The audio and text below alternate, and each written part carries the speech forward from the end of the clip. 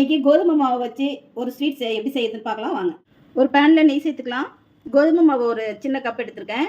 அது நல்லா நெய்யில் போட்டு நல்லா வறுத்துக்கலாம். நல்லா ப்ரௌனாக வர வரைக்கும் நல்லா வறுக்கணும் நெய்யிலேயே.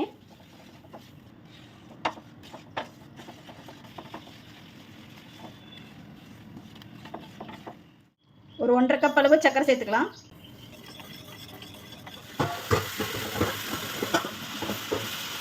விடாமல் கிளறி விடுங்க.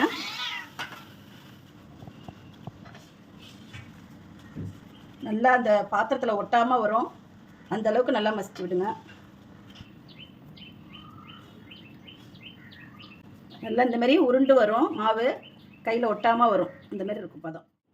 ஈவினிங்கில் உங்களுக்கு ஸ்வீட் சாப்பிடணுன்னு தோணுச்சுன்னா ஒரு 3 பொருள் வச்சு ஈஸியாக 1 நிமிஷத்தில் இந்த ஸ்வீட்டை நீங்கள் செஞ்சிடலாம். இந்த ரெசிபி உங்களுக்கு பிடிச்சிருந்ததுன்னா நீங்களும் உங்கள் வீட்டில் ட்ரை பண்ணி பாருங்கள்.